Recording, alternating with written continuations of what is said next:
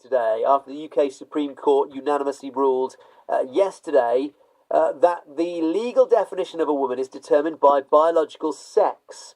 The case was prompted by the Scottish Government's interpretation of anti-discrimination laws set by Westminster. There have been calls of support after the ruling and concern from those who are unsupportive.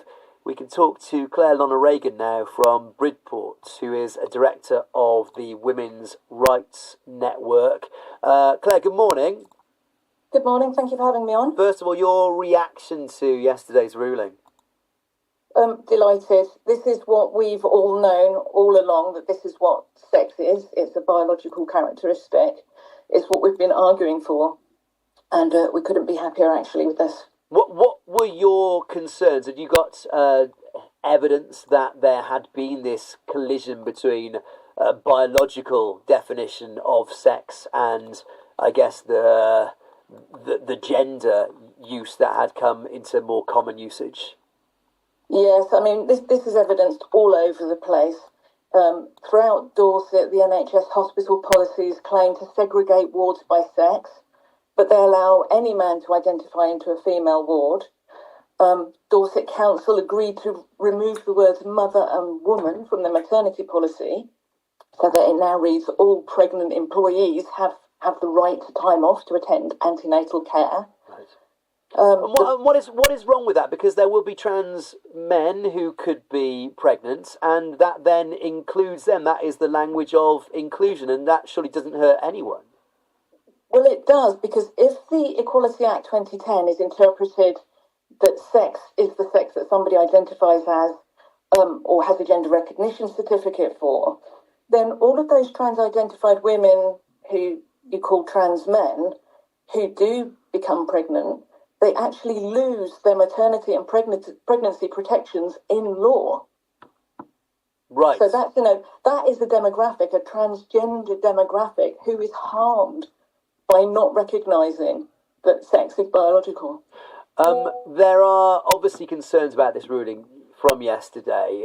Here's Vic Valentine, who is the manager of the charity Scottish Trans. I'll play this and maybe get your reaction to it, Claire. This is Vic talking about where this ruling leaves trans people. This might limit trans people's access to certain kinds of services and spaces. One reading of the judgment would seem to say that trans people might actually not be able to use either men-only or women-only services in places like hospital wards that might have single-sex wards. That then starts to beg the question of where trans people will be expected to go when we're recovering from illness or surgery.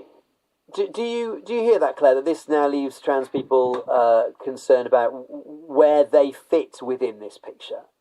That was not what the judgment said. The judgment said that sex is a biological characteristic and trans people have a sex. They're either male or female, and therefore they have the legal right to use the appropriate services for their actual sex.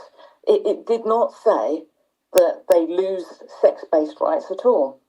And I know that this really doesn't necessarily impact, say, on public toilets, for instance, and there's still a discussion about how this is filtered down in various aspects of life. But trans women will say that they are as subject to attacks as biological women are by biological men, and they might feel safer themselves using women's toilets. Well, they may well, but male violence and male intolerance needs to be addressed by men. Women and girls must not be used as human shields for gender non-conforming men. We're not responsible for finding a solution to male violence, and we're not acceptable collateral damage either for men who won't tolerate men that don't look like them. We spoke as well about this in the last half hour to Andrea Jarman from Bournemouth University, who's a law professor, about this ruling, and she was calling for more civility in this topic. Harriet Harman, who drafted the Equality Act 2010, called for civility. And I think that is a key issue, is that civility needs to be re-injected into this debate. Do you hear that, Claire, that this is a topic that's become very heated in recent years, and maybe after yesterday's ruling, some heat could be taken out of this? Yeah, it's interesting, isn't it? Because women who have been advocating for our sex-based rights have been nothing but civil. We've written essays, we've given presentations, we've met, we've discussed, we've lobbied for law change. What we haven't done is attacked any trans people. We haven't stopped them meeting. We haven't protested their events. It's women's events that have been protested. It's women that have been attacked. It's women who've been vilified. Women haven't been doing any of that stuff. Claire, good to talk with you this morning. Claire Loneragan from Bridport there, a director of the Women's Rights Network React.